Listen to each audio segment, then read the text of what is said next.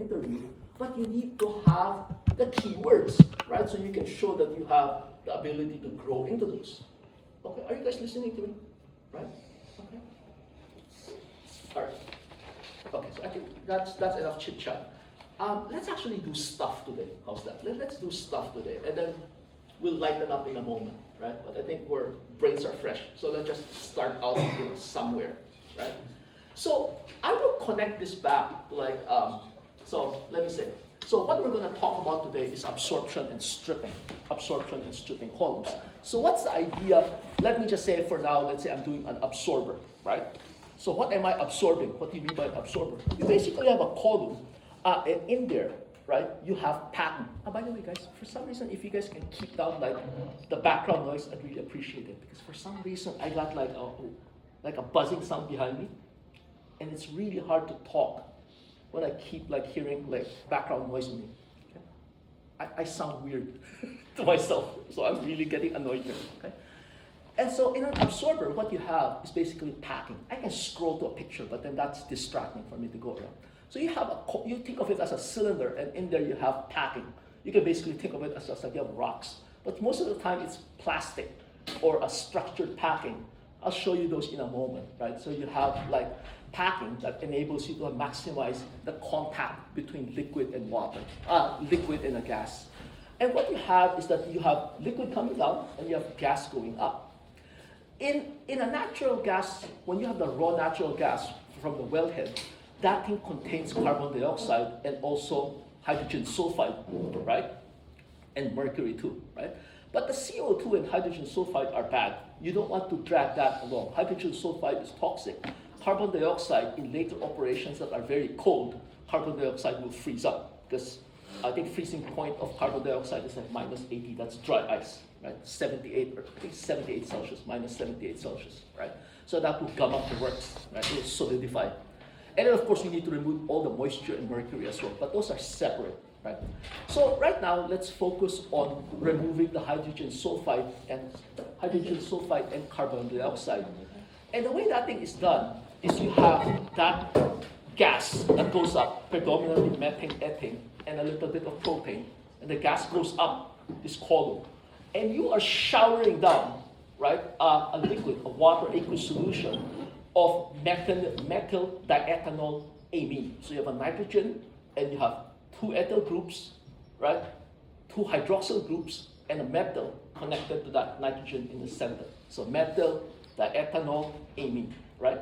So the predominant, so the nitrogen there, right, being basic, right, connects to the hydrogen sulfide and absorbs that down. So it's a reactive absorption that causes the hydrogen sulfide and CO2 to get absorbed into the aqueous solution, right? That's basic.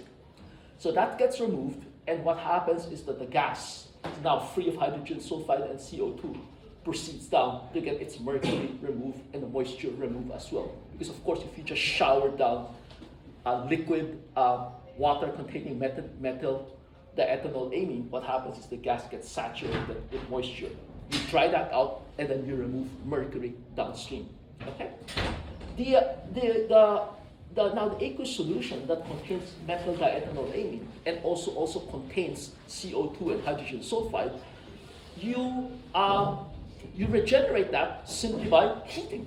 So when you heat up that solution to high temperature, right, the hydrogen sulfide and CO2 gets removed off, and you pass that onto the flare to just burn it up. On very rare occasions, that hydrogen sulfide is further treated so that you can produce sulfur as a product. I don't think that's often done nowadays. You just burn that off. Hydrogen sulfide is cheap. Of course, you generate SO2. Don't complain. Acid rain is okay. Shh. Okay. H2S. Okay. So let's talk here. So the reason that blurb here I gave you, right? Remember yesterday I showed you that column there, right? And what happens is we want to go into detail on that, right? So all of this is just basically to encourage you that the stuff you're learning here is not useless, okay? Now, let me be very, very explicit and be very clear and honest with you guys, okay? This stuff I'm gonna do with you, and I'm gonna have you guys do as a homework.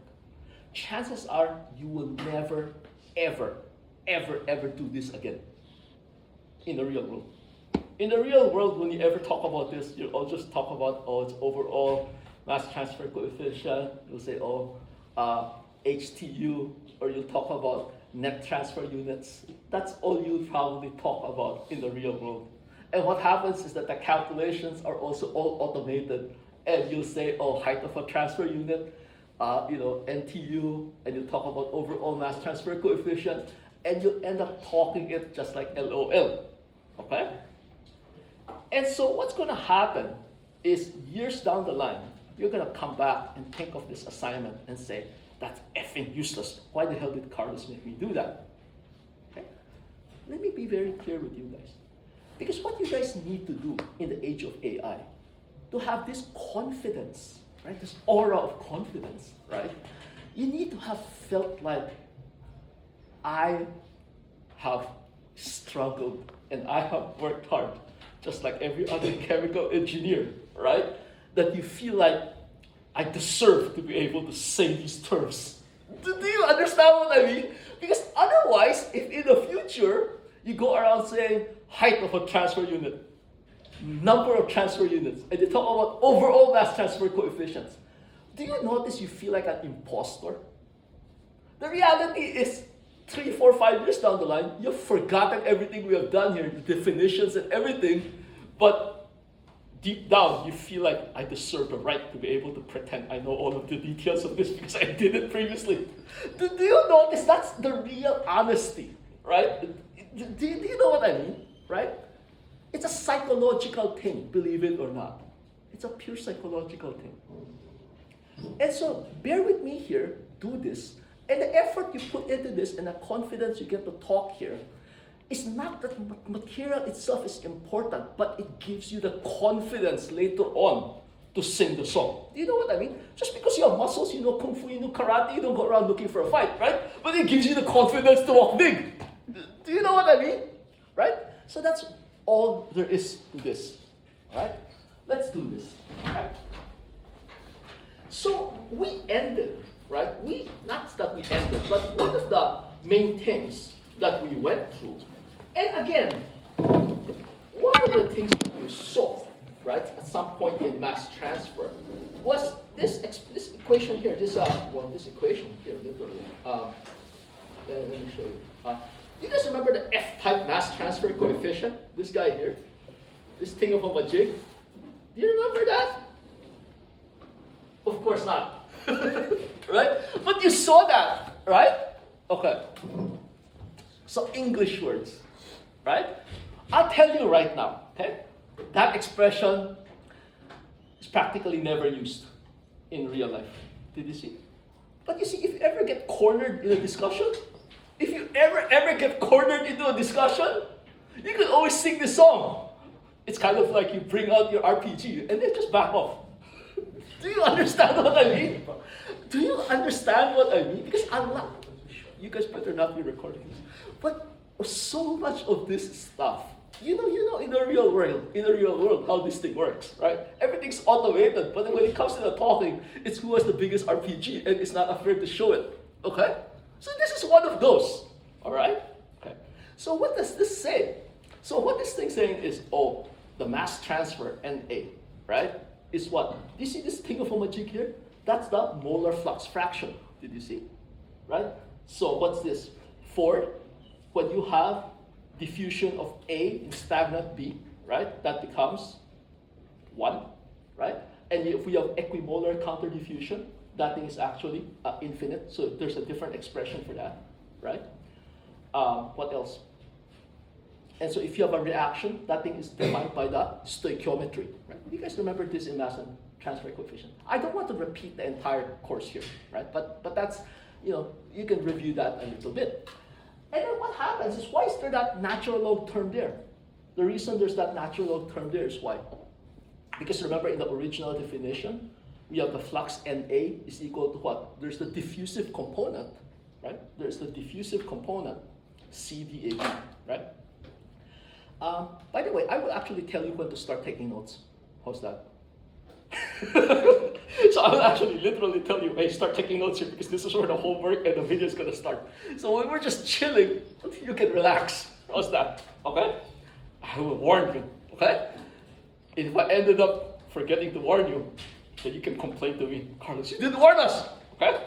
Okay. Dude, I'm on your side. Okay? You have to understand, I'm so completely on your side. I'm not here to make life unnecessarily hard for you. I want you guys to trust me. Okay? Just, listen to me. So what happens here is that, you see that natural term there? I'm just refreshing your memory. So where does that come from? You have, remember? You have the molar flux, Na is equal to what? You have the diffusive component, right? The diffusive component. Typically, we just substitute in Fick's law in there, right? Right? Diffusion coefficient, the gradient. And then what else? Then you have what? You have the bulk contribution. Do you remember?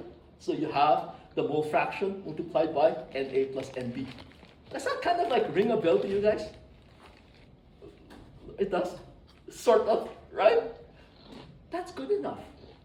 That's good enough. Because if you go off right now and memorize and remember this again, give it 3 days, you'll forget it again. So what's the point? Right? What's the point?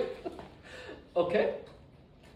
And what happens is that you got this, then you move it over to the other side, and we wiggle and integrate both sides, right? And that's how we ended up with that natural log expression, right? We simplify. You did that as a homework for sure, right? Okay.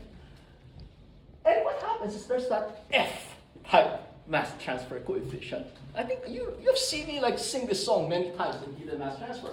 And this F-type mass transfer coefficient is actually just that. C, the overall concentration, right, including the solvent. So for example, if that thing is water, that thing's going to be very close to 55.55 moles per liter, right? And if that's a gas, that's going to be P over RT, right? Okay. Are we all cool? Okay. And what happens is that you have that delta, this delta here. And that is where all of the complication lies. That is basically your film thickness. Do you see? And that varies in position. That's where all of the complication lies. Did you see? Because if you know delta, well, then you can calculate the flux. But the problem is that delta is exceedingly difficult to calculate. Remember, we did that in is that 3026? Heat and mass transfer, right? Remember, we went through and derived, right? The Sherwood and the Nusselt numbers, right? The mass transfer coefficient, actually the delta expressions themselves for what? For a diffusion over a flat plate. You remember how hard that was? The Blasius equation? Do you remember how hard that was? That's the hardest thing you guys ever saw in undergraduate. That's the hardest thing you guys will see in undergraduate too, right? Do you remember that entire derivation? We went through that and then Excel solved the boundary value. You see third order differential equation, nonlinear. Remember that? That was an achievement, okay? And that's ultimately is to get at the delta, the film thickness, how it varies with position. Here for just a flat plate. So on a very complicated situation like that, where you got like liquid flowing down, water flowing down, you have an interface between the gas and the liquid, right? And on both sides, you have film thicknesses on both sides, on the liquid side and on the gas side. On the liquid film, that's like moving around turbulently. Exceedingly complicated, that's not calculated. That's determined by experiment, right? And then the experiments are facilitated by what? The heat and mass transfer analogies, right? Prandtl number, right? Schmidt number, you replace. Sherwood Nusselt number, you swap. Remember that? Right? Okay. So these vocabularies that I'm singing to you guys without going back into extreme detail, because we don't want to reteach that entire course. Unless you want to. I don't think you guys want to, right? But if you have those words, vocabulary ready to go, right? Do you notice how impressive you would be? Huh? If you ever get into an interview situation in which it's a second round of interviews at a very technical company, right? There are companies that are extremely technical. If you ever get into an interview with SpaceX, something like that, oh my God. The interviews are like ridiculously technical. They don't talk about your hobbies. No hobbies, I don't care. Right? Their questioning is insanely technical. They only hire the absolute best people there, engineering-wise, right? So, if I ask you, for example, summarize what you learned from the previous class you had with me, right? It's basically those, the heat and mass transfer analogies, right? Okay. the underlying partial differential equations and governing the heat and mass transfer are practically identical, right? For mass transfer, they are exactly identical for equimolar counter-diffusion and very dilute situations, right? Then the analogy holds exactly. The analogy also holds further for momentum transfer when we have very low Reynolds number. Did you see? So that the convective component is negligible, right? Those are like the sing-song we had in heat and mass transfer, right? So we could perform heat transfer experiments, right, to get at the relationship between what? The Nusselt number, right, and what? The Reynolds number and the Prandtl number, right? Those are the relationship we got. And once we establish that relationship for heat transfer experiments are always easier. Then we can replace Nusselt with Sherwood, Prandtl with Schmidt, Reynolds number stays the same. I can't teach that class again, sorry. But those are like the sing-song you want to be ready to go, okay? No, really, the purpose of that class is if you get into an interview situation and you got asked that, you got that sing-song ready to go, okay? You may not remember the details, but you need to kind of know those most base fundamental talking points. And I think I emphasized that enough to you guys in heat and mass transfer, okay? There's a lot of things you can forget, and there's some things you can't. Because those are how you convert the tuition dollars into a job, okay? All right, I can't repeat that in time, okay? And so what happens is that film thickness over there, that's kind of like hidden out inside this F-type mass transfer coefficient. In practice, this F-type mass transfer coefficient is not that often used, right? In practical calculations, which are blurred by a lot of uncertainties in the parameters, physical coefficients parameters, approximations are made because we don't have that level of accuracy in our physical parameters and measurements anyways. Okay? Right. So let's keep going on here. So remember that this is for the case it is 1 when we have diffusion of A through stagnant B, right? So this happens when you have very dilute conditions, right? Especially dilute conditions. And what happens is that then we end up showing how, when we have dilute conditions, that this log mean mole fraction of what is the solvent is essentially 1 because we have dilute conditions anyways. And so our mass transfer coefficients, Ky and Kx, are related to this big Fg and big Fl. Okay? Does that kind of ring a bell?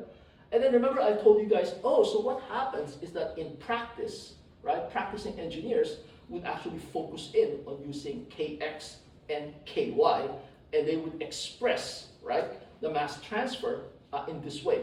You have a difference in driving force expressed either in pressure, concentrations, right, for gases, or you could have for liquids also in concentrations.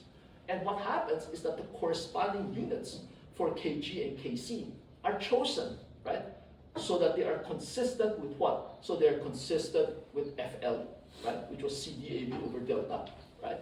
And at the same time that they are adjusted, basically corrected, right, so that multiplied by the driving force, they give you Na in the units desired. What are the units of Na?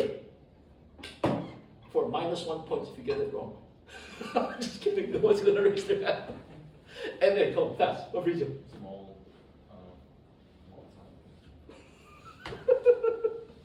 Come fast.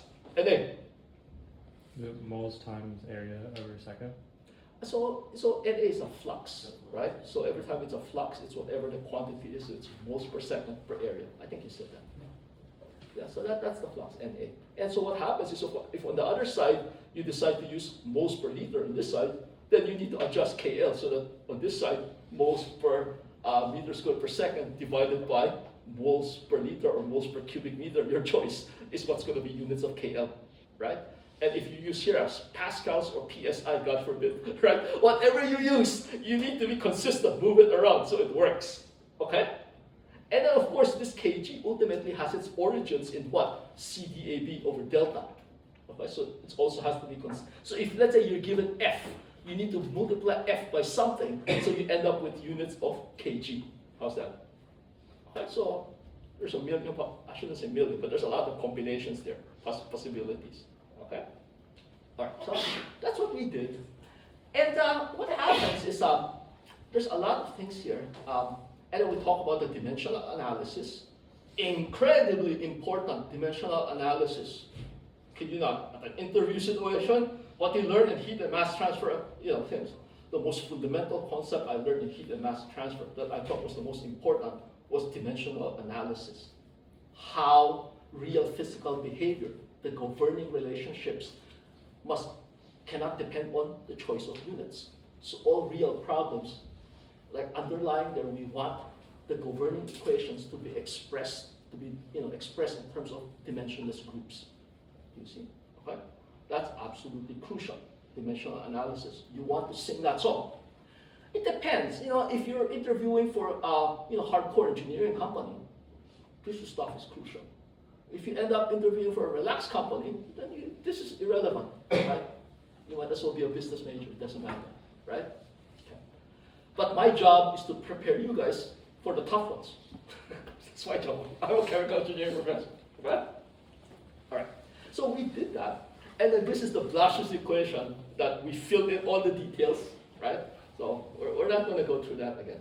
So after I've shown you that, what I want to move on now is I want to move on to new stuff that we kind of ran out of time to cover in the previous class. And I told you that it is separations, and that's where we're going to start from, right? And so what we got to, but we did also something like this. Remember when we did something like the humidification, the what do you call it? The place where we have water, right, and air, right, and we're adjusting the humidity. We're increasing the humidity. You guys did an Excel spreadsheet on that. By the way, that one, there were so many wrong calculations there, but if you somehow kind of got it, I just gave you guys a pass on that one. I didn't quibble with that too much. Okay. So remember when we were doing that packed bed, right, in which we have air passing through and we're humidifying by water, right? What were the things we were talking about there? You kind of remember? There was what there? Surface area. Yeah, the surface area per volume of the packing, right? That A. So meters, so it's called specific area. That's the key word, right? Fabrizio? Specific area, right? We're activating the charm. Specific area, right? Specific area. And then what was the other thing that was a big deal back then for that humidification? Lewis number, right? For air-water binary is essentially 1, right? Okay, all right. Now, I think that's enough. I don't want to redo that entire class. Okay? So let's keep going down here. Okay. And then what happens is, so eventually we reach a certain point here. I got this part started, right? Which was interfacial, was mass transfer, right? Through a film, diffusion across interfacial mass transfer, diffusion between phases, right? I kind of started bringing this up, okay? This was the picture I showed you guys. And do you guys remember this picture here? You guys do, I showed you this. There was something I emphasized big time back then, here, right? So if you have mass transfer across phases, so basically over here you have a liquid phase, and over here you have a gas phase, right? And in the liquid phase, we're looking at the diffusion of A. In the gas phase, we're looking also at the diffusion of A, right? And what happens is, I made a big fuss here. I said something like, for mass transfer across an interface, there's something you should never forget, which is what?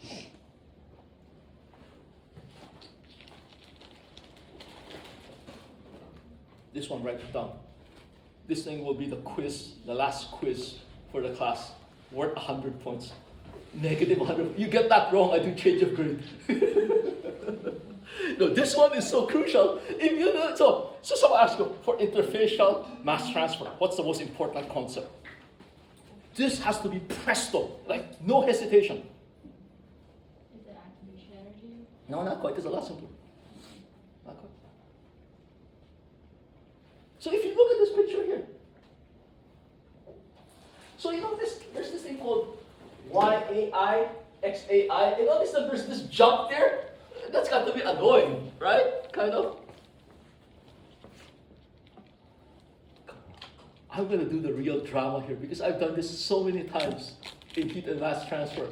You guys still don't remember now. I just want to actually do a change of grade. But this one, you want to like tattoo this over here so you remind your friend. This one's so important.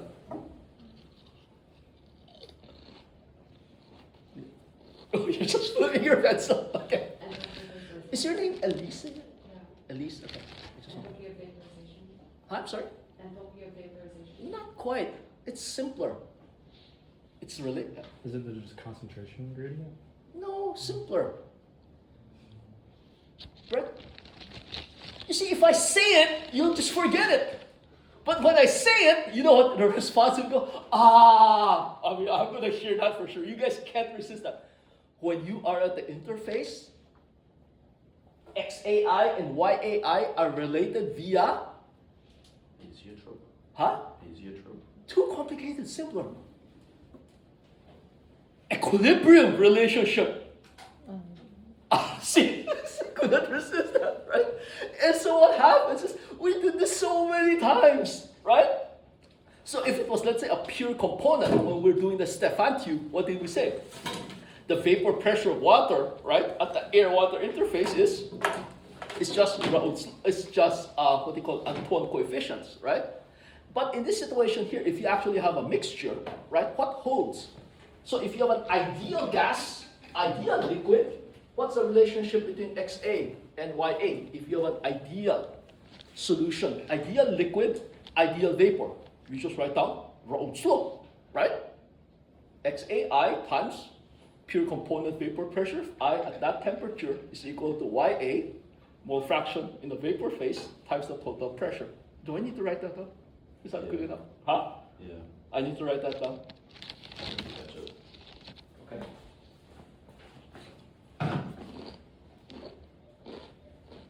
So I think let me stop scrolling around here. Let me actually start writing. Okay. So, but if I write it, will you remember it? Promise? Promise. Okay. I'll bet my crayon it. You bet your credit. Okay. So what should we plot? So notice we know that diagram, right? Let's draw it again. Guide me. Come on. Distance in the So what's on the y-axis? concentration. Mole fraction. Right? Right. Or mole fraction. Okay. So where should we go? So maybe here. Okay. Can you guys see this? Yeah. Okay. So we have mole fraction. What should I call this? Mole fraction, right? So mole fraction, right? Mole fraction.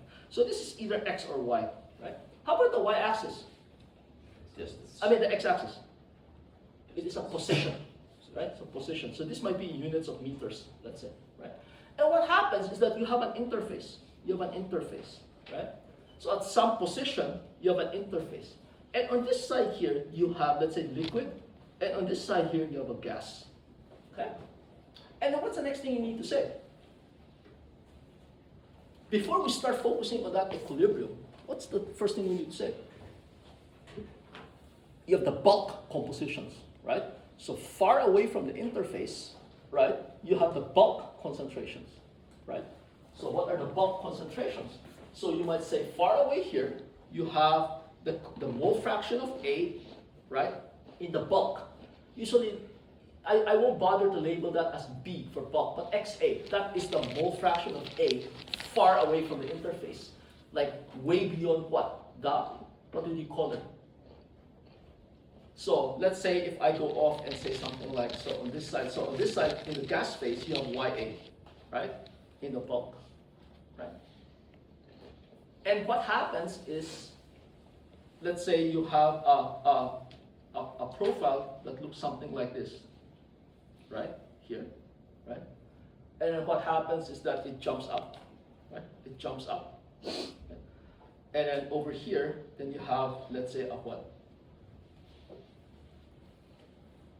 Which way should it go? Down, okay? Down, something like that, right?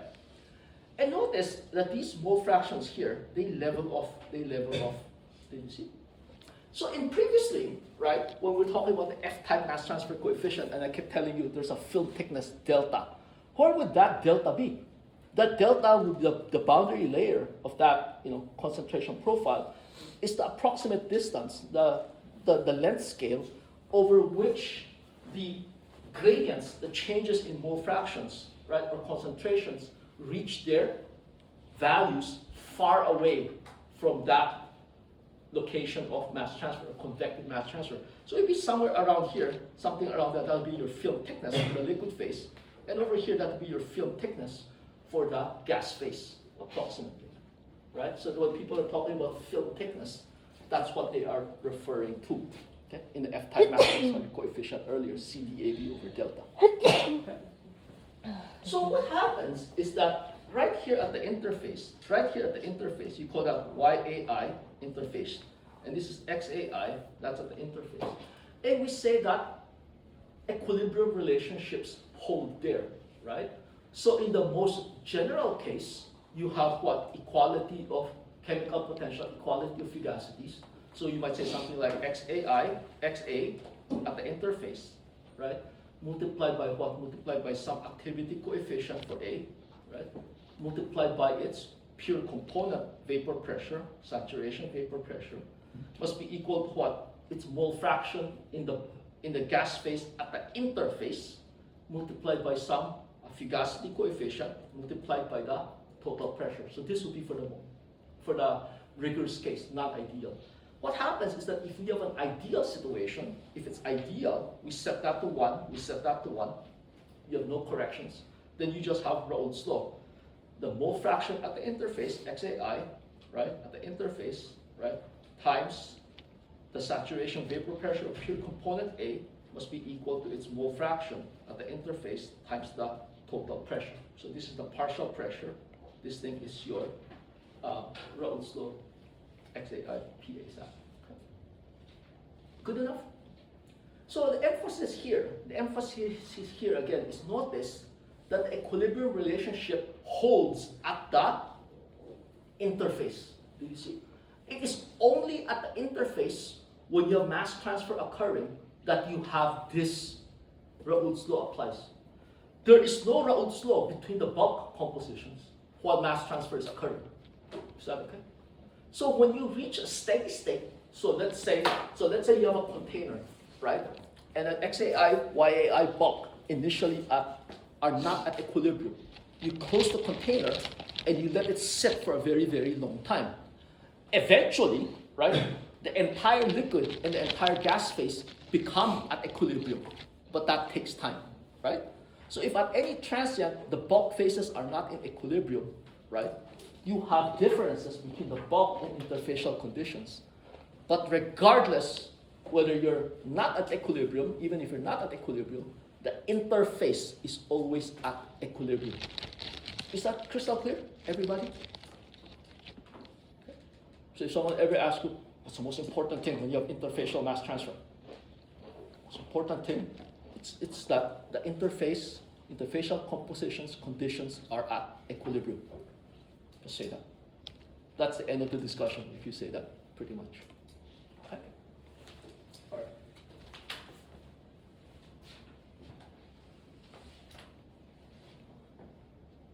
Questions, comments? Said interfacial bulk phases are at equilibrium, or just interfacial phases? The interfacial, at the interface, equilibrium conditions. You are at equilibrium conditions at the interface.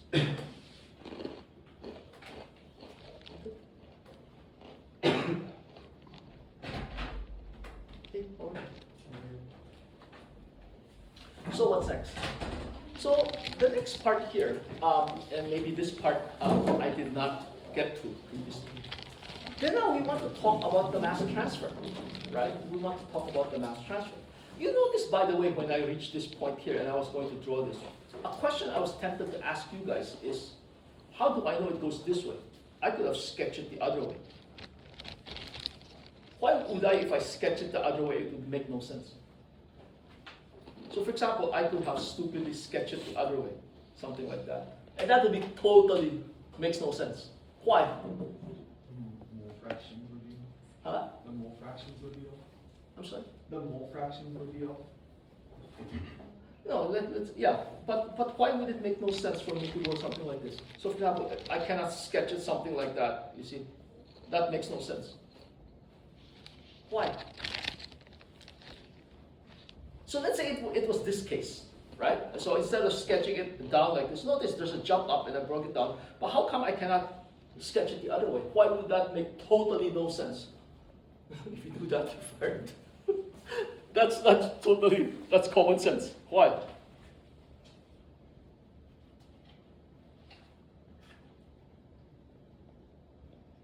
You're not increasing the amount of moles as something fuses. You know the answer, right? But say it convincingly. You can't gain moles as something fuses through a surface. I think you have the intuition there, but say it convincingly, right? Because you notice that, it's not enough you know it. You need to say it convincingly.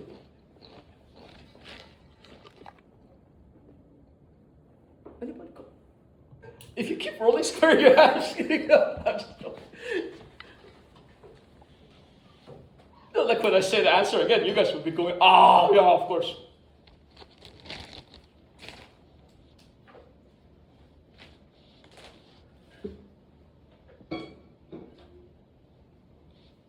Common sense, come on, common sense, come on.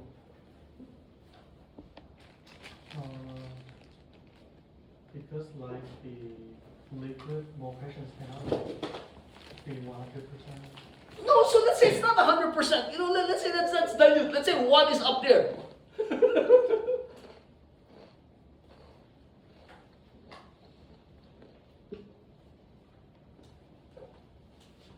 So, okay, let's talk here, okay? It's really, really good. Sometimes, because if I was teaching this, do you know how fast I would have covered this? So sometimes it's good to ask you guys questions, because I feel like I've been going so fast the entire mass heat and mass transfer course if you guys didn't get this. So let's say here you have the bulk composition YA, bulk composition, and here you have the interfacial YAI, right? Let's say. So basically just given that, and I ask you, what's the flux?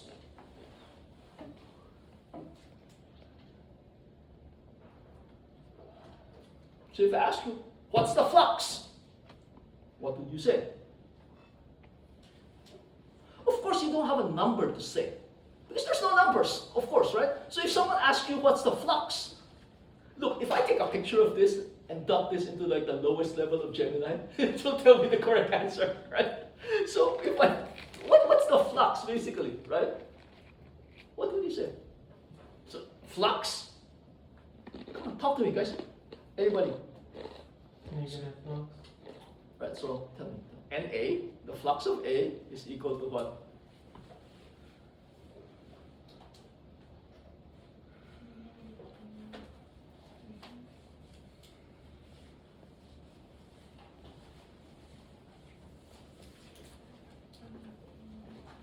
Say it. Why is there a flux? Because you have a difference in composition, right? You have a driving force, right? What's your difference? YA and YAI, that's your only two numbers there, right? So you have to have the difference. YA minus YAI. Did you see it? And then, so that is your driving force. Do you guys remember like how in heat transfer we have Q double prime is equal to H times what? Temperature difference, right? Did you see? Temperature at the surface, or temperature at infinity minus temperature at surface. You remember this? Right? This is banana here. You have a difference in mole fraction, and you need to multiply by what? Some letter, right? And what's the letter that we have used? What's the simplest one? I just told you earlier. Oh, this is like usually what is used in practice. You have a K, right? You have a K. And are these in pressures or mole fractions? Why? Mole fractions. So, you could go off and write down G, P, C, or whatever you want and leave it as K if you want. But if you want to stay friends with most chemical engineers, you write that down as KY. Because that's what would normally be written. Does this make sense?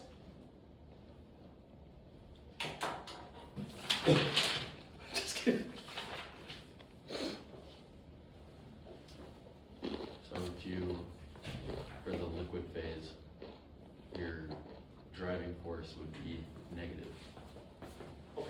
So now at this point here, if you want to talk science, right, then we need to agree which way. So if I go off and write it down this way, if YA is bigger than YAI, this is positive number. So NA, we're saying in this direction is positive, right? If we choose to write it down this way. Did you see?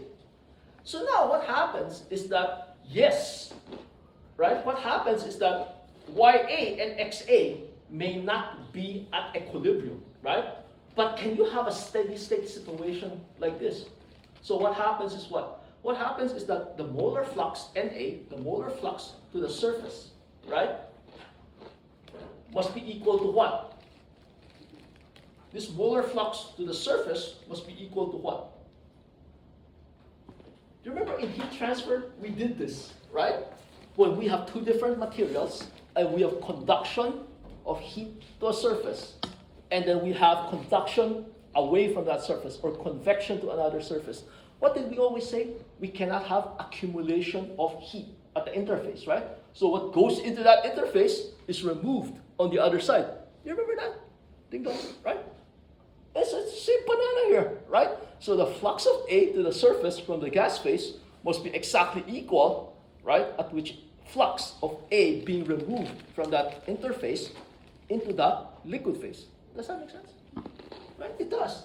And so how do you write that down? It's going to be, well, it's going to be some mass transfer coefficient for the liquid phase multiplied by what? The driving force, right? And so which way would you say it? Well, if XAI interface is higher than the bulk XA, then your direction of mass transfer is in this direction. Did you see? So you go interface minus the bulk concentration, XAI minus XA. If XA was bigger than XAI, boy, you got a problem, right? Because if the concentration is higher than the interface, the liquid phase is transferring A to the interface. The gas phase is transferring A to the surface. You cannot have that, right? Your A will build up at the interface. That's just not possible because the interface is assumed to be infinitesimally thin, right? It's just a location. You cannot accumulate A there. Does this make sense, guys? Huh? Right? So when I say does this make sense, it has to be like, no equations, just like, we have a chat, right? Are you at that level for this? It has to be. Notice there's no mathematics, there's no equations, there's no nothing. This is literally just like a history class. Are you guys at that level? This is just, we're telling the stories of a movie. We watch a movie here, and this is the plot. It has to be at that level. Storytelling, Lord of the Rings or whatever. That's too complicated.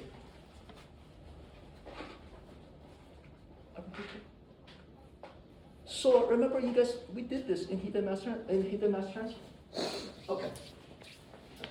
So now what happens is that we have this equality here. We have this equality here, which is absolutely, absolutely crucial.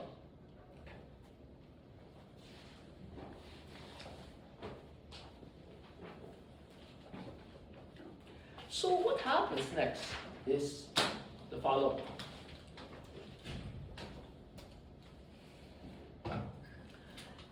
If we have a simple Raoult's law, something like this, we oftentimes just want to simplify this out. We want to just say something like Y at the interface, YAI, is equal to what? You're going to end up with what? A PA sat, the saturation vapor pressure, divided by the total pressure. If it's a non-ideal situation, then of course we just have more letters, Greek letters to drag along, right? But what happens is you have a coefficient here, right, that is determined by thermodynamics, right, that relates the mole fractions at the interface because they are at equilibrium. So if you have a very dilute systems, right, let's say gas and liquid, right, dilute systems, let's say solubility of oxygen in water. Usually that is just referred to as a Henry's law constant, usually just an H. Right? So for example, you might have Y is equal to HX. So if you ever see something like that, have you guys ever seen something like this for first year chemistry? No? AP Chem, something like that? So that's usually referred to as Henry's law. Tell me you guys have never heard of Henry's law. Henry's law is the simplest thing. So the mole fractions in the liquid is related to mole fractions in the gas phase via number. And that number is called Henry's constant. And you determine that experimentally. Something like that. Right? So it's basically a number that relates to mole fractions. That's a Henry's law constant. And so oftentimes in high school or first year chem, before they want to bring in Raoult's law, right, because that involves partial pressures and so forth, you guys are usually taught first Henry's law, so you can deal with situations where you have a gas and liquid phase. You guys are looking at me funny. Really? You guys have never heard of Henry's constant? H? Something like that? Y is equal to HX? You have, right? You have. Admit it. You have. I admit it. You admit it. You've seen that, right? Okay. And what happens is that, so just in general, in the nomenclature for absorption and stripping for gas-liquid mass transfer operations in chemical engineering, we generally just refer to that as Y is equal to mx at the interface, right? So if you see something like Y is equal to mx, now what happens is that different textbooks are all different, right? I could keep writing down as comma I. Many textbooks just go something like a prime above. That's the other way that it's written in many places, right? So if you see a Y prime, X prime, or YAI, or you don't have the A, that's just referring to as the mole fraction that is transferring, and that's why we care that their compositions are at equilibrium at the interface. That's the only place they will be at equilibrium. And the relationship, we just simplify that down to a single letter M, so we don't have to keep dragging down all these letters. Are we good? So if in the context of interfacial mass transfer, you will see this M over and over again all over the place, right? And that M there is just simply that equilibrium relationship at the interface. Why is it M? Because that's what everyone agrees to call it, M. So M substitutes for H if you have a very dilute solution. It substitutes for PA sat over P if you have a Raoult's law. Or substitute for something a bit more complicated with gamma and phi if you have a non-ideal gas, non-ideal phase. We just call that M. And so as a result, that value of M could change at different places inside your absorbent, right? But that only comes in once you are doing the numerical calculations. And at that point, we don't do that stuff. You just automate that with AI. You get the answer, but if people ask you what's going on, you have all those equations and these things. If you look at those alphabet soup in the answer key and you don't know what they are, boy, you have no guts to present that. Okay? Let's keep going. So, what's next? Okay.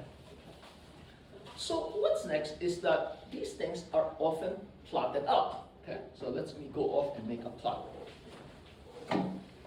So you have a mole fraction Y, and you have a mole fraction X. So those are the gas and liquid phase mole fractions. If we have, in let's say a dilute solution, or where we have Raoult's law, where we can just say the equilibrium relationship is a straight line, right?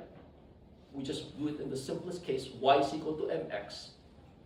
Okay? So we can go off and draw a straight line. So Y is equal to mx, and I go prime, right? That's at the interface, right? At the interface. So now I ask you, if you have an absorption situation, you have absorption occurring, and I want to put a point there on this diagram, referring to the bulk compositions, where would I put that?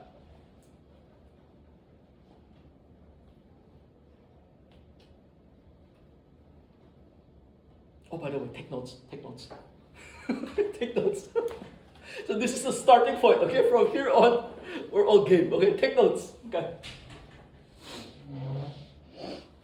You know what what I'm really tempted to do is I'm going to be having you guys, an anonymous person, people giving me the quiz questions.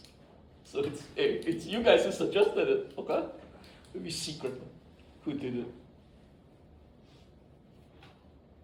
So again, where would I place a point here representing the bulk phases if I have absorption occurring? Higher for the gas and lower for the liquid. Does that mean that the absorption is with higher heat? No, there's no heat here. We have not talked anything about thermal stuff here. No temperature here. Nothing about heat transfer. Just mass transfer only. So if I have absorption going on, right, and I want to put a point on this plot representing absorption, where would I put it? Above the line. Hmm? Above the line. Why? That's the interface. No, I mean, you had the reason. I mean, you didn't just like flip a coin and tell me above. No, you had the reason. Why? I just remembered. No, why? You see what I mean? Why? Is it because you're moving the component from the liquid into the gas? No, we have absorption. Okay. Absorption. Right? Absorption. When people say absorption, what are we doing? Absorption, we're absorbing stuff Or the gas? from the gas to the liquid. Stripping is you're taking from the liquid to the gas, right? That's vocabulary. So absorption is for the come. You see it? So look, if you are absorbing, right? You're taking stuff away. You're taking A from the gas phase into the liquid phase. You need to have transport of A from the bulk to the interface. You need to be going towards the interface, right? So for that to happen, your mole fraction of A in the bulk phase has to be higher than the interface. How's that? Does that make sense? Okay.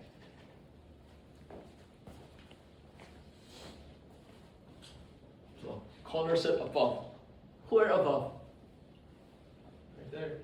Right there. Okay, good. Here, right there. Anywhere! Anywhere above. Okay? So I'm going to label this point here as YA. Right? And then, of course, I also have XA2, of course. That's a point. Right? So that's referred to as two coordinates. Did you see? Okay. Then what would I like to do? Because remember I said that what? Associated with this bulk composition in the gas phase, right, is an interfacial mole fraction of A that is lower, right? So that you can end up with mass transfer. So what do I do next? I pick a point here. You see, I pick a point somewhere here. Right? So let's just go somewhere. Let's just say here. Let's say. So what do I label this as? Talk to me. XAI. Yeah, XAI, YAI. Did you see? And so notice that at this point here, this still connects with my quote-unquote equations. They're not really equations. You have the flux is equal to what? KY, what? YA minus YAI. Did you see? So it's this difference here, this vertical difference, right? Is that multiplying here. Then now what's next? Of course, now you're a little bit concerned. Or you're not, you don't care. So you're going to be a bit concerned here because you're thinking, oh, wait a minute. This is an absorption. So the stuff that went from the gas to the interface, that stuff better leave the interface and go into the bulk liquid, right? So you're thinking, well, darn it, XAI better be bigger than XA. Is it? Yeah, it is. It is. Did you see? This XA here, this value of XAI at the bulk is higher in mole fraction than the mole fraction in the bulk liquid. Did you see? Right? Bulk liquid. So this distance here, right? XA at the interface is bigger than XA in the bulk. So you have transport from the interface to the bulk. Is this good? Are we good here? Okay. So now, again, so this is a point that would be in a situation where you have absorption. Okay? If you have stripping, so let's say now we have A being removed from the liquid to the gas phase. There's several ways to think about that. So let's draw this again. So if you have the case of stripping, now you could think my liquid phase mole fraction of A is higher than the interface because why?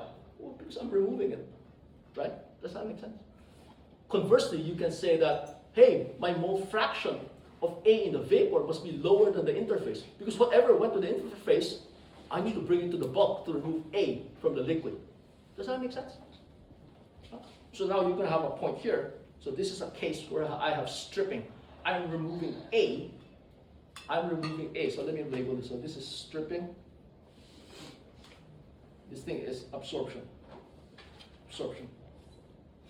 Okay. So now I have, so this is going to be my XA, YA, right? And you're probably wondering, Carlos, how do I decide the value of this point? You're probably wondering, how do I decide where that interface lies? Experimentally. Yes, it's experimental, but based on what we have, what do we say? So remember, this thing is going to be what? This is going to be Kx, right? So what is it? Xai minus Xa. Did you see? So you notice that what? The slope, right? The slope of this line, right? The slope of that line is determined entirely, right, by this and that. Did you see? Right? So if I want to go off and write the slope of that line, I'm going to go Ky over Kx, right, is equal to what?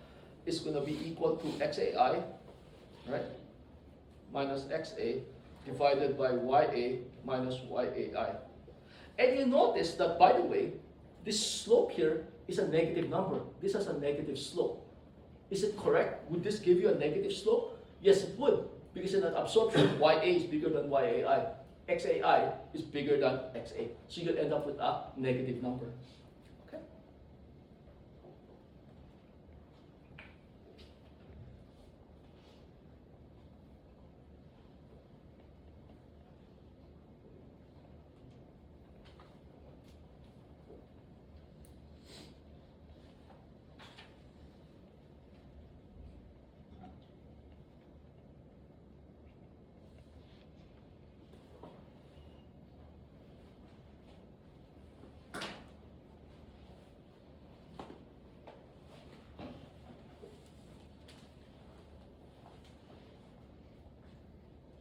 Actually, I take that back. I actually take that back. I take that back. The equation of this line, I did not actually get at the equation of that line. I actually basically just get at the ratio between Ky and Kx. Right? So if you want to actually get the equation of this line, right, you have to solve for it associated with a particular point. Okay? Let's not go there. Okay? This is good enough as is, like that. So the slope of this line is Xai minus Xa, Ya minus Yai. That's, maybe slope is not the right word for it. The gradient, right?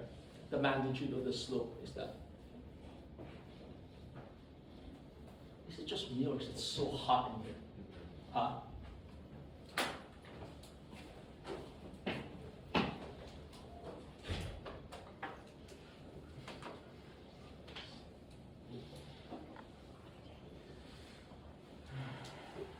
I am sweating here. I don't know. You're so worried about that. Okay. Are we good here? Sure. Alright. So if you have a stripping situation, it's the same thing, right? So what happens is the way you choose where this Xai and Yai are located is based on the relative magnitudes of Ky to Kx. Okay? Alright. So if someone tells you, actually, let me kind of like, yeah, okay. So let's look at this again. So if someone tells you, right, that the mass transfer, right, is limited by the gas phase, what does that mean? So you have a gas phase limited mass transfer.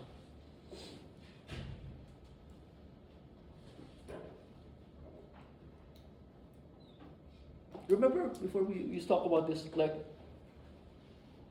so when you say something is the limiting factor, remember we used to talk about reaction limited, right?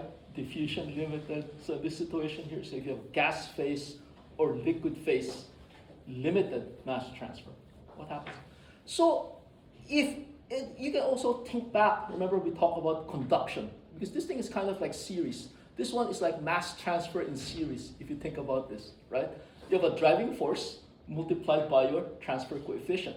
Before, when we were talking about different materials, right, and you have temperature conduction, what do you remember? You remember that when you have a material that has a very high conductivity and therefore it's not limiting, then what happens?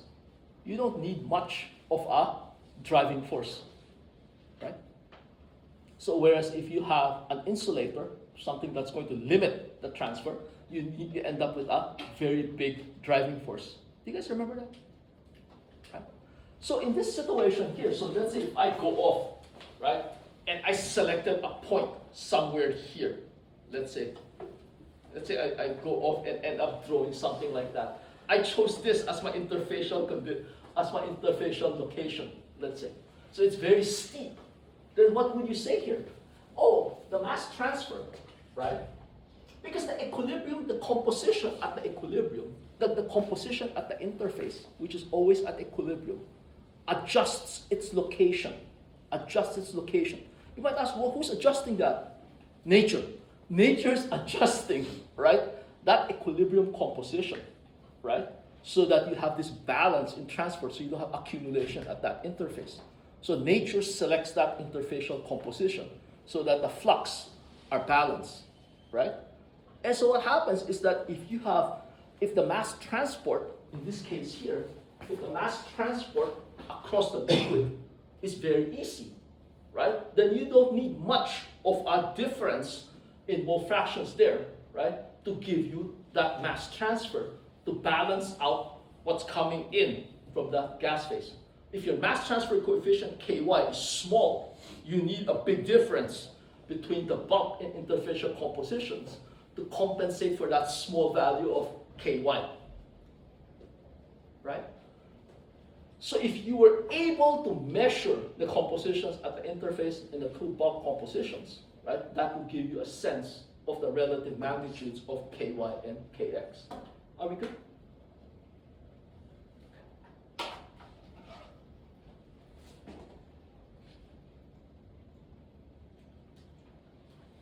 So at this point here, you're probably wondering, well, how do I measure Ky and Kx? Well, the way you would measure Ky and Kx experimentally is you would choose a situation, right, in which one mass transfer coefficient is so big, right, that you can practically completely ignore it, right, and measure the mass transfer using only the phase that has a resistant mass transfer coefficient, okay? So how do you do that? I forgot exactly the molecules or the exact chemicals that are used for doing that. I forgot. So let's AI this. Okay. Let me AI this. I forgot the exact chemicals. I mean, I know that that's what you can do, but I forgot. This is a super simple question. So this is a Gemini question. Right? This is the cheap stuff. Okay. Come on. No, this is cheap stuff. This is easy stuff. Right? So this is just 3.7. Just go ahead. Yeah, sure, why not? I mean, it's so cheap. Let's just do that. Right? So what laboratory experiments on specific systems, right, are used to measure, right, gas phase and liquid phase mass transfer coefficients independently, something like that. So it will tell you, right, this should be fast. So what happens is Google Gemini, as I said, it's set up for, it's set up for 2 billion users. So it's cheap and fast. And for simple questions like this, it's more than good enough, right? And so you'll notice here that the first thing that comes out here, right, is it starts talking about two-film resistance in series theory, interfacial mass transport.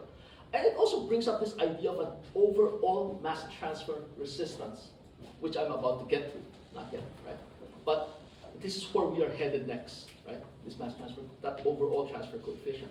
But down here, look at this, right? So systems for measuring gas phase mass transfer, kg.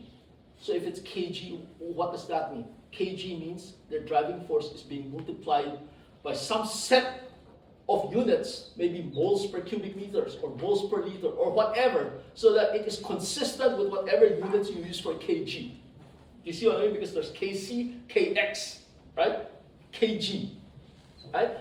Don't worry about exact subscripts. You just need to multiply that by a driving force in the units that are consistent with your choice for K, so that you end up on the other side with a flux NA. That is in your choice of units too. Moles per square meter per second, right? Or if you want kilograms per square per acre, I'm just kidding, per square inch per hour or something like that. You just have to be consistent, okay?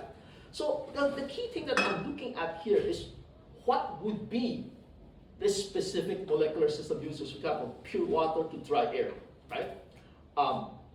Absorption. So these systems, so for systems, if you want to isolate the liquid phase mass transfer, so you want to say liquid film control, right?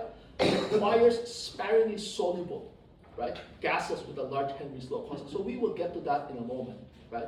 Making the gas side resistance negligible. Okay? So if you want to measure the liquid phase mass transfer coefficient, you want that to be the limiting factor. You want to eliminate, right, the gas phase resistance. You want the predominant mass transfer to be being limited, right, by the liquid phase. Now let's read this for a moment, right? Let's read this for a moment. Let's see. Can I zoom this one? Okay. Okay. So let's read this sentence here. Did you see? So here. Do you remember what I always told you? You can AI everything, but if you don't understand the answer, you would end up looking like a fool, right? So we AI'd it. We say, hey, give me experiments, right? So that we can isolate and measure the mass transfer coefficients, right, for each phase. So in this case here, we are after system for liquid phase mass transfer. So we're after KL or also KX, your choice, right? KL, KX, or KC. They're all equivalent. Not equivalent meaning say depending on your choice. Again, what you multiply, your choice of driving force, whether it's moles per liter, mole fractions, right? Okay. So look at that, just read this sentence here. Okay. How much more time do I have? 13 minutes, right? Okay. So liquid film control requires sparingly soluble gases with large Henry's law constants. What the hell is this sentence here? There's this part here. There's this part here making the gas phase. Just ignore this part. Just read this first line. Does that mean that the gas is limited? So what happens is, so if you want to measure something, if you want to measure what is exactly the mass transfer coefficient, right? Mass transfer coefficient for the liquid phase, right? Because what happens is that when you do an experiment, think about this, when you do that experiment, you have A going from liquid to the gas, right? So you can measure the rate per area at which A is going from the gas to the liquid. You see that? But the problem that you have is when you measure gas and liquid compositions in the bulk, right? And you measure the rate at which they are changing, the problem you have is that transport, right, is governed by what? You have transfer in the gas and you have the transfer in the liquid. Do you see that? That interfacial composition adjusts itself so that those two mass transfer, NA calculated from the gas phase and calculated from the liquid phase, are equal. It naturally adjusts. Did you see? But guess what? Can you go in with a microscopic probe and measure what that interfacial composition is? You can't. You can only measure your gas and liquid bulk composition. The interfacial composition adapts itself so that you don't have accumulation there. You cannot go in and sample that interface. That's impossible. You can stick in a needle and sample just that interface. because those film thicknesses are minusculely small, and you'll disturb the film too. Do you guys understand the experimental issue that we have? Yes? No? Good.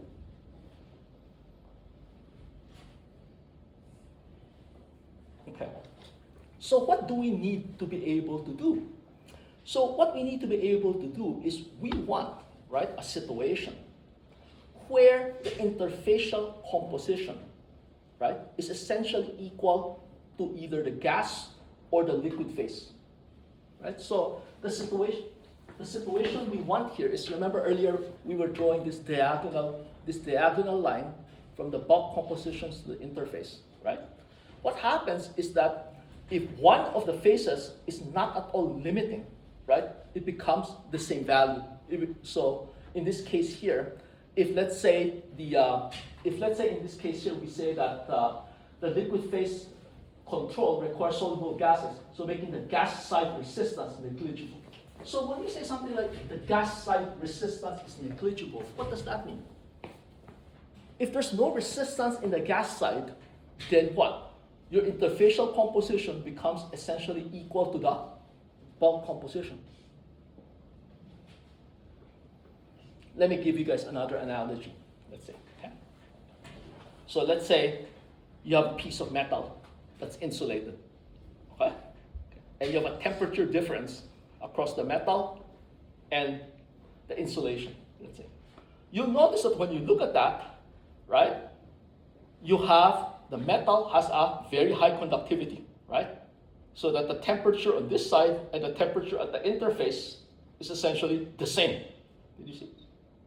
And then across the insulation, where you have the primary resistance to heat transfer, then what happens is that's where your entire temperature differential lies.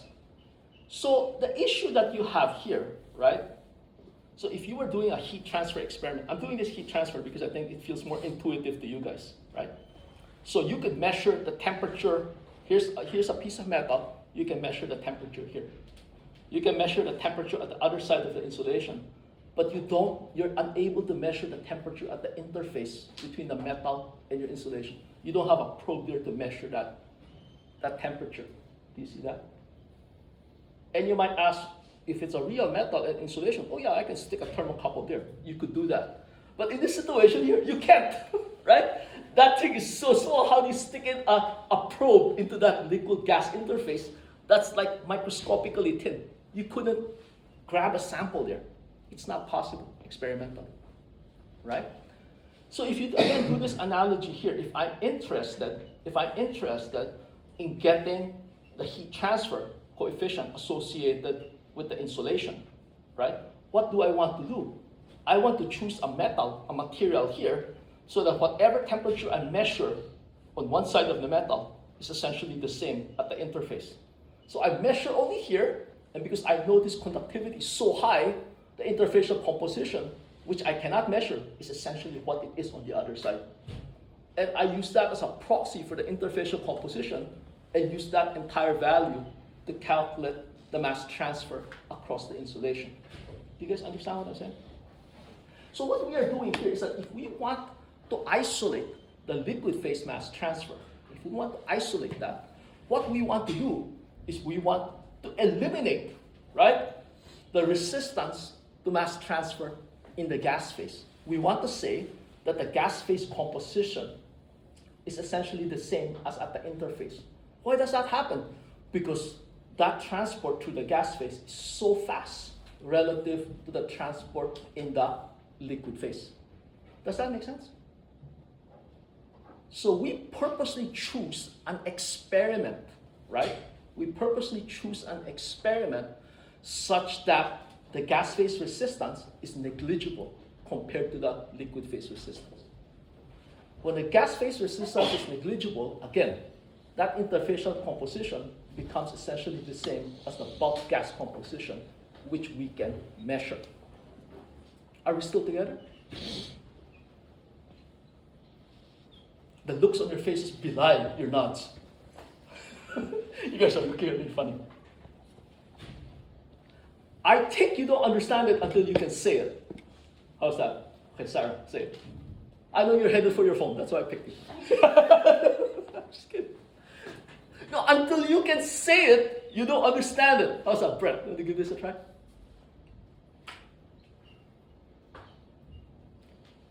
Let me repeat. This one you might want to write this down. Oh, I think somebody has a recorder there on me. I think you have a recorder. Okay? So it goes something like this. If we want to measure, let's say in this case, the liquid phase mass transfer coefficient alone, independent of the gas phase mass transfer coefficient, right? We need the interfacial composition. So we select a system, right, where the gas phase mass transfer resistance is negligible, meaning to say that the gas phase bulk composition we measure is essentially the gas phase composition right at the interface. Okay. That way, we can isolate all of the resistance to that in the liquid. You see? Do you understand what I mean? Because we could not measure the gas phase composition at the interface. So we just select a situation where we know, right, that all of the resistance is going to lie in the liquid phase. So whatever we measure for the gas phase composition is we can assume that to be at the interface. Does that make sense? So now you have to create that situation. You understand what I mean? So experimentally, you want to create such a situation. So how do you create a situation like that? Well, read this. So it goes, liquid film control requires sparingly soluble gases. So you might wonder why? Why do you want sparingly soluble gases? Because look, if a gas is very sparingly soluble, then what's going to happen? Your maximum difference in mole fractions is going to be small. Did you see? Right? So the mole fractions in the liquid phase is going to be small because they're sparingly soluble. Did you see? So what's going to happen? Then your maximum difference is small. So Ky times the difference in concentration, difference in concentration is going to be small because the solubility is small. Everywhere, differences of small numbers is small. So let me put it this way, more explicitly. If it's small, let's say I have 1 ppm minus 0.9 ppm, that's still in ppm, right? Very small. But if I have something that's big, let's say 1 molar minus 0.9 molar, that's 0.1 molar. Do you see? Versus something like 1 micromolar minus 0.9 micromolar. Well, one's 0.1 micromolar, the other one's 0.1 molar. Do you guys understand what I'm saying? So if you have something that is sparingly soluble, your driving force inherently is going to be small. Did you see? So if the transport in the liquid phase is small, right? Then the gas phase, there's no chance that that's controlling. Because you can easily, the gas phase can easily supply whatever is necessary, right? To the liquid, to the interface, right? The flux through the liquid phase is small. The gas phase can easily supply that. And so the interfacial composition is going to be the same as the bulk in the gas phase. Does that make sense? Is there a common sense here that's growing in you?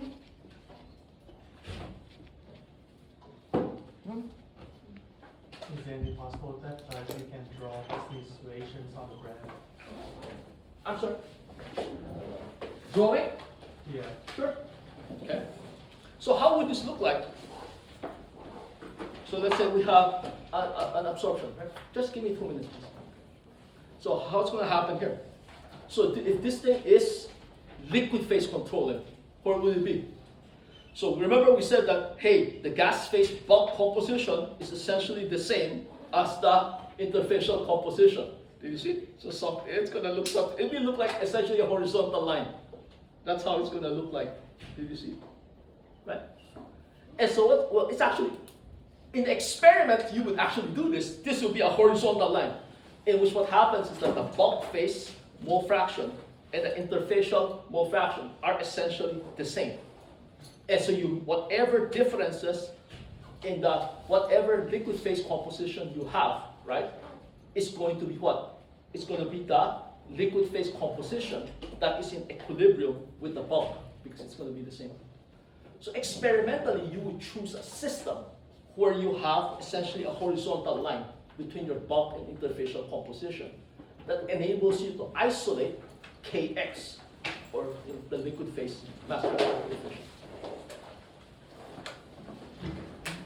Did you notice there's no equations here? Have you noticed there's no equations? There's no equations. That's the common sense I'm trying to grow in you.